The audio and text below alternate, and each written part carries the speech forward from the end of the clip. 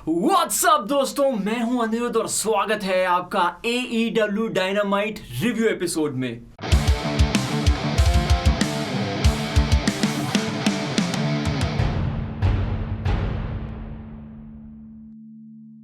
तो दोस्तों, शो की शुरुआत होती है FTR वर्सेस प्राइवेट पार्टी के मैच से और बेसिकली ये मैच होता है the clash of styles, speed versus power.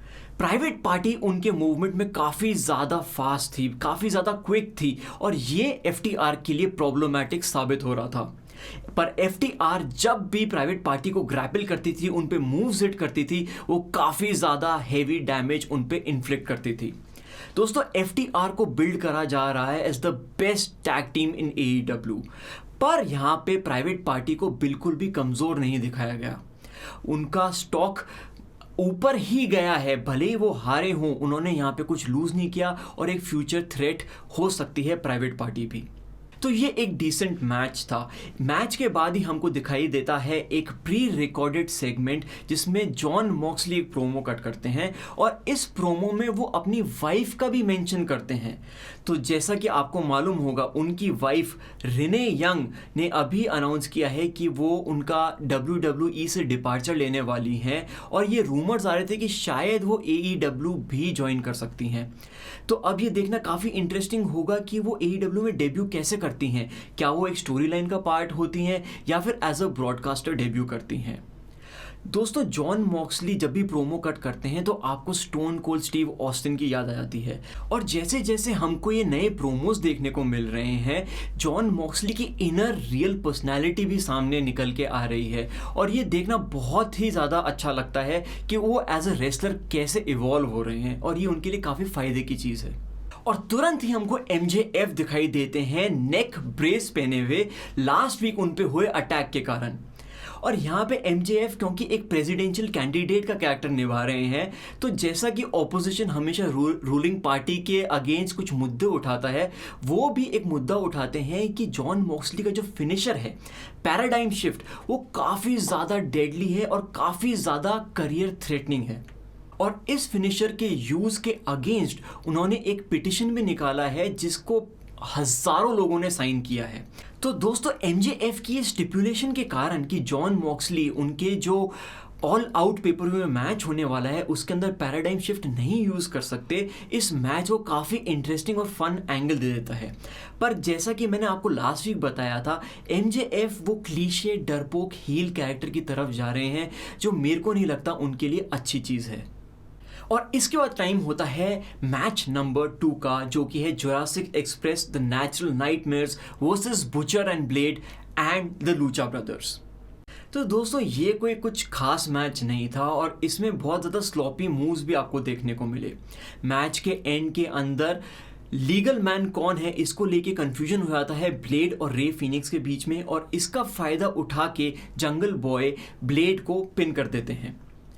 तो मैच के एंड में हमको एक बहुत ही ज़्यादा इंटरेस्टिंग एंगल देखने को मिलता है। दोनों टीम्स बुचर, ब्लेड और लूचा ब्रदर्स एक दूसरे के साथ आर्ग्यूमेंट करने लग जाते हैं और वहीं एंट्री होती है एडी किंगस्टन की।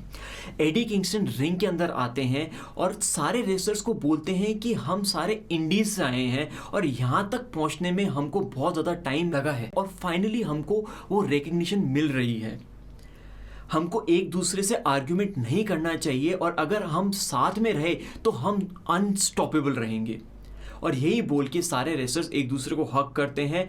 तो हमको ऐसा इंडिकेशन मिलता है कि शायद एक नया फ्रैक्शन बनने की तादार पर है AEW के अंदर।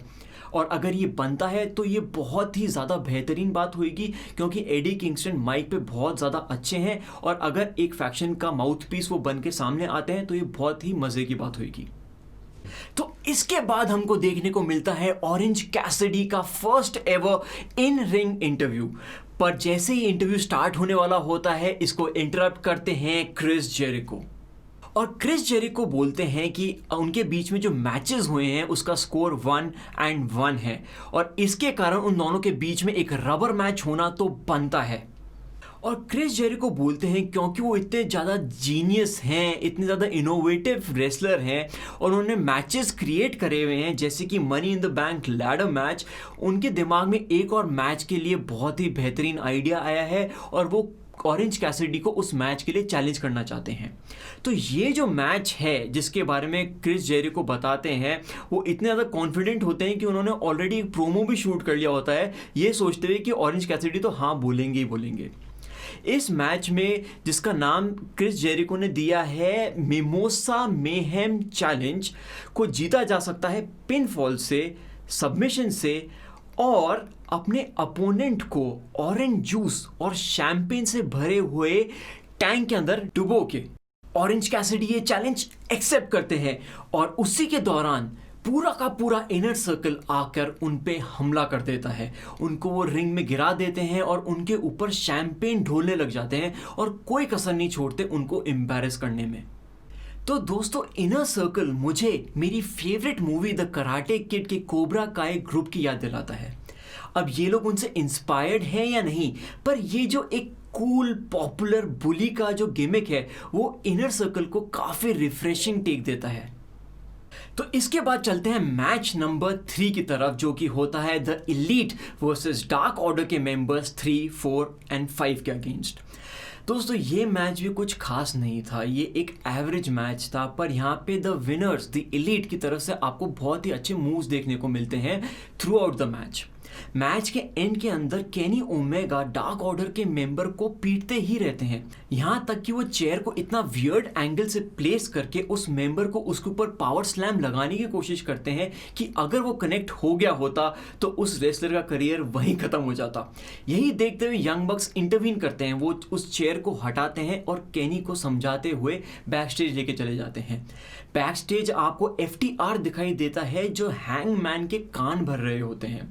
तो दोस्तों, और हैंगमैन आपको पता ही दारू पी के कितने ज़्यादा इमोशनल और भावुक हो जाते हैं। तो केनी का ये सैडिस्ट बिहेवियर, हैंगमैन का इतना ज़्यादा इमोशनल होना, तो ये जो माइंड गेम्स FTR खेल के बहुत ही बड़ा एडवांटेज ले सकता है अगर वो कभी फेस करते हैं केनी ओमेगा और हैंगमैन को टैग टीम टाइटल्स के लिए। तो चलते हैं मैच नंबर 4 की तरफ, जो कि होता है Darby Allin versus Will Hobbs. ये बेसिकली एक स्क्वॉश मैच था, पर भले ही एक स्क्वॉश मैच था, इसके अंदर डार्बी की एक वीकनेस एक्सपोज होती है जो कि उनका होता है साइज डिसएडवांटेज। मैच के एंड में टीम टैज बेसिकली जो है ब्रायन केज और रिकी स्टार्क्स आके डार्बी पे अटैक कर देते हैं और ये एक स्टार्ट है इस राइवलरी की और ये देखना बहुत ही ज़्यादा एक्साइटिंग होगा कि ये कैरी फॉरवर्ड कैसे होती है। इसके बाद दोस्तों, सैमी गौरा अपनी स्टाइल में प्रोमो कट करते हैं, उसी के दौरान मैट हार्डी वहाँ पे आ जाते हैं और वो सैमी को बुरी तरह मारते हैं। वो टेबल्स, चेयर सब कुछ यूज़ करके इतना बुरी तरह उनको मारते हैं कि ऐसा लगता है कि मैट आज तो बच्चे की जान ही ले लेंगे। और इसी के साथ इन दोनों का मैच सेटअप होता है नेक्स्ट वीक के लिए, जो कि होगा एक टेबल्स मैच। दोस्तों, मेरे को लगता है ये मैच आइदर डिस्क्वालिफिकेशन में एंड होगा या फिर डॉक्टर स्टॉपेज होगा इसमें सैमी के फेवर में, और इन दोनों की जो फ्यूड होगी वो कंटिन्यू होगी ऑल आउट पेपर व्यू तक। और इसी के साथ चलते हैं the women's tag team cup की तरफ, जिसके फाइनल्स में होते हैं डियामांटे और इवलिस और वो फेस कर रहे होते हैं ब्रांडी रोड्स और उनकी टैग टीम पार्टनर द बनी एली। ये एक डिसेंट मैच था, पर एक ये बहुत ही बड़ा फॉरवर्ड स्टेप था AEW के विमेंस डिवीजन को बिल्डअप करने के लिए, क्योंकि शो के दौरान भी आपको बहुत सारे प्रोमोज देखने को मिलेंगे, जैसे ब्रिट बेकर का प्रोमो, और इसके बाद थंडर रोसा जो NWA चैंपियन है, उन्होंने भी हिकारू शिडा को चैलेंज किया ऑल आउट पेपर व्यू के लिए। तो ये एक पॉजिटिव नोट है, जाके धीरे धीरे AEW उनके विमेंस डिवीजन को बिल्डअप कर रहे हैं। डियामांटे और इवलिस की टैग टीम भी बहुत ही सॉलिड है और वो बहुत अच्छे रेसलर्स हैं और वो आगे चल के बहुत अच्छे मैचेस भी दे सकते हैं। तो ये एक पॉजिटिव नोट था। और अब इन विमेन के जो कैरेक्टर हैं वो भी सामने आ रहे हैं, वो भी उसमें भी डेप्थ आ रही है और वो इंटरेस्टिंग लग रहे हैं और धीरे धीरे लोग भी इसमें इन्वॉल्व होते नजर आ रहे हैं। तो दोस्तों, अब टाइम होता है the much awaited main event का, Cody versus Brody Lee for the TNT championship. और दोस्तों, ये मैच ऑफ द नाइट था। Total domination by Brody Lee. दोस्तों कोडी को खड़े होने का भी मौका नहीं दिया होगा ब्रोडी ली ने, और ये कंप्लीटली स्क्वॉश मैच बन के रह गया। ये बिल्कुल भी एक्सपेक्टेड नहीं था कि ये मैच इस डायरेक्शन में जाएगा, और ये एक बहुत ही ज़्यादा परफेक्ट तरीका था ब्रोडी ली को चैंपियन बनाने का। दोस्तों मैच के एंड होने के बाद भी कोडी ली को डॉक्टर स्ट्रेचर पे लेके जा रहे होते हैं, पर पूरा डार्क ऑर्डर उन पे हमला कर देता है, आर्न एंडरसन पे हमला कर देता है, और यहाँ तक कि बैक स्टेज जाकर उनके भाई डस्टी रोड्स और क्यूटी मार्शल को भी लेके आते हैं और उनको मारते हैं। दोस्तों डार्क ऑर्डर ब्रैंडी रोड्स को भी नहीं छोड़ता, और एंड में द डार्क ऑर्डर पूरी नाइटमेयर फैमिली को स्लेन कर चुका होता है। दोस्तों ये बहुत ही ज़्यादा एंटरटेनिंग एंगल था, और शायद पूरे शो का बेस्ट पार्ट। तो दोस्तों ये एपिसोड स्टोरीज के मामले में काफ़ी ज़्यादा सॉलिड था, पर वहीं रेसलिंग के मामले में ये बहुत वीक था, क्योंकि बहुत ज़्यादा स्लॉपिंग रेसलिंग थी और कुछ ज़्यादा मज़ा नहीं आया देखने में। तो इस एपिसोड को हम देंगे 6.5 आउट ऑफ 10। तो दोस्तों अगर आपको हमारा ये वीडियो पसंद आया हो तो प्लीज़ हमारे चैनल को सब्सक्राइब करें, इस वीडियो को लाइक करें और अपने कमेंट्स ड्रॉप करें नीचे, और इस वीडियो को हो सके तो शेयर भी कर देना। थैंक यू सो मच, मिलते हैं अगले हफ्ते।